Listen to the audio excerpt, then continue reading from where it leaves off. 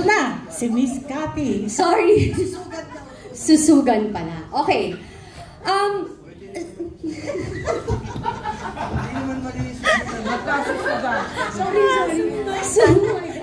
Pasensya na po, Bisaya kami, kaya mas maigi sa amin ang mag-English kaysa nabubulol kami kaya hindi naiintindihan yung mga lingwahe natin, nami-misinterpret ng mga Tagalog. Pasensya na po, hindi naman po kami nagmamagaling or nagmamaganda, nagkakamali. Susugan ko yung sinabi ni Kapeni. Okay, nung si Orly Gutesa pumunta sa Senado at naghayag ng kanyang testimonya under oath, pinilit pa rin nilang hanapan ng butas. Kahit hiniling din ni Senator Marcoleta na ipanotaryo na nito, idininay ang notary public, tapos under oath sa Senado siya. Ngayon, ang binabato ng Malacanang or ng sino man, hindi under oath si Saldico. So, saan tayo pupunta? Diba? Si Saldico, hindi under oath, nagsasalita, live TV, dating APRO chair, siya ang mahawak ng budget, siya gumagawa ng budget, siya rin ang naglalagay kung saan dadali ng budget, based sa kanyang testimony na inuutusan siya. Hindi siya under oath, or di ko sa under oath, pero pinapasama. Kayo na pong bahala. Pasundot lang.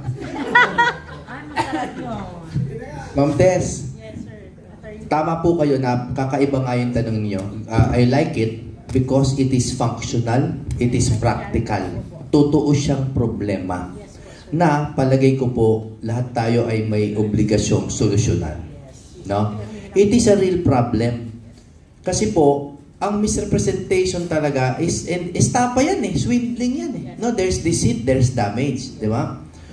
So, para sa akin po, una, every time there is an exchange of goods and services and all that, ang payo ko po sa lahat, unang-una po sa lahat, always coordinate with reputable organizations. Wala po akong pwedeng i-endorse, kundi ang PDP.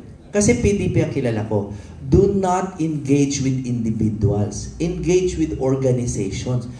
Meron namang laging official website, official Facebook, may check pa. Lahat po yan, dun po tayo. Kasi po, temptation talaga yung makahanap ng pinakamabilis na kausap, na solusyon para makapasok, magka-VIP ID, magkaroon ng ganito, ng ganyan. That is very tempting. At we are not victim blaming. Kawawa ang biktima. Pero meron din pong ginawang mali yung mga iba na naniwala sa hindi dapat paniwalaan. So reminder number 1, please coordinate with reputable organizations, and I would suggest, why not PDP? Andito naman po kami. Number 2, ito po mas mahirap. Always report wrongdoing. Pag may gumawa po niyan, huwag po kayo matakot. I-report nyo rin po, again, to a reputable organization kung sino yung nag-misrepresent and try to get evidence. Kasi po, we can take legal action against people na nangangako, let's say, ng 1,000, yung sinabi po ninyo, ganyan, na hindi naman po totoo. That's very wrong. And that will solve yung problema nyo na nagkakawatak-watak. Bakit nga ba nagwawatak? Pareho po tayo na experience. Nagwawatak because na i-erode yung trust within the group. Kinakalawang, nabubulok, inaamag, di ba? Kasi po, merong isa na nagsuot lang ng PDP na t-shirt, binigyan na natin ng tiwala. Tama? Madali lang po magpagawa ng t-shirt. May picture lang nakatabi. Oo, minsan may picture katabi ko, tapos mamaya manager ko na daw. Bakit ganun yan Hindi po, alam nyo, we also have a responsibility to be wise, no? Gentle as doves, pero wise as serpents tayo dapat. No? So, yun po ang sagot ko sa inyo. Pero meron din akong parang pagninilay-nilay na I hope you will allow me to share. No? Alam niyo po yung tanong ninyo, it boils down to one question na lagi nating tinatanong, kanino ba tayo magtitiwala? Ang lalim po na tanong Sa pagkapangulo, kanino ba tayo magtitiwala? Sa media, kanino po ba tayo magtitiwala? Sa rally, kanina po ba tayo? Napakalalim po kasi talaga na tanong yan. And it really requires prayer and discretion. No? Pero para sa akin po, gusto ko lang i-assure sa inyo, ito pong mga nakikita nyo sa harap nyo, makakapagtiwala po kayo sa amin. Yes, Opo. Hindi, totoo po. That is our contribution, no, to this discussion. To at least be trustworthy, to be worthy of your trust. No? So, kami po sa PDP, kung may gusto kayong ilapit, may gusto kayong itanong, totoo po ba itong taon na to, i-message nyo po dun sa page. Ang bilis na po dahil sa SOCMED. Ano? So, that is it. Ma'am Tess, I'm sorry for the experiences na inyong pinagdanasan. Tell people to be wiser at wag basta nakikipag-ugnayan sa individuals. Or try to coordinate with organizations. And then, that's number 1. And then number 2, report wrongdoing. Tutulong po ako legally. Wala pong bayan.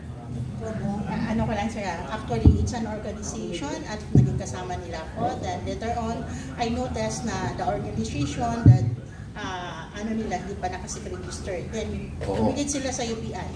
So, kilala ko ang mga tao na yun. Dating retired po. So, well, not all organizations are equal. Merong, kasi de facto yan. Hindi naman yan. Ang PDP, this is a registered political organization. Di ba? Pero ano po, I get what you mean. No? Kasi kuminsan ang hirap hindi magtiwala, lalo na sa sinasabi nyo, mga former uniform personnel. Mamaya, mag-usap tayo.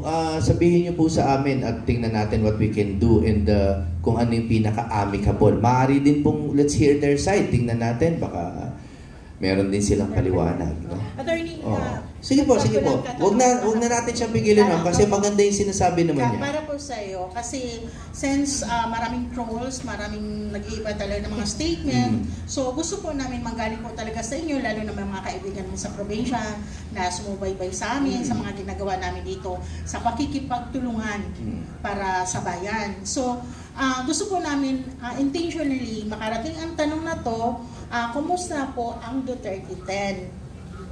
Nagsampak Duterte. So, ang tanong kasi ng iba, dinala ba sa legality ang pagkatalo or tinanggap na lang ang pagkatalo? Pangalawa, sir, ang isa pang tanong, gusto namin malaman sa iyo din na kumusta na si Tatay Digong kasi na-miss na po. Opo, yung number 1 lang. Opo, salamat Ma'am Tess, ha. Mahal ka namin. Yung number 2, hindi ko kayang sagutin dahil talagang pamilya na lang po ang nakakalapit kay Pangulong Duterte. No? Si Kong Pulong ay nagbigay naman ng pahayag tungkol kay Pangulong Duterte. So, wala po akong, I wish I had the answer to that. Yung number 1 po, we have already filed a complaint and the request for investigation sa Blue Ribbon Committee on the elections. Kasi nga, una, ang electoral protest, baka po hindi sa kaalaman ng lahat, mahal po yan. At kami po, we all run on a shoestring budget. Wala namang, di ba sinabi naman namin na kami, we are running on principle, hindi po sa pera. Pero it's not to say na we took the decision lying down. At kami po ay nag-file na ng complaint sa Senate para imbestigahan yung mga data center 3. Tama? Tapos yung mga supposedly mga lumalabas na resibo na mali ang pangalan na nakalagay. At yung procurement po nung by Miro na mali. These are essentially the arguments of Egay Erice, Attorney Harold Respicio. Tama? So may ginawa naman po kami. Pero the reality of life, di ba, mag-iintay tayo because wala naman po tayong mapipilit na dinggin tayo. So, hindi po kami sumuko. Nag-file po kami. Bali, attorney, sa puso ng bawat mamayang Pilipino, 100% panalo kayo. Salamat po. Thank you, Miss Tess. So,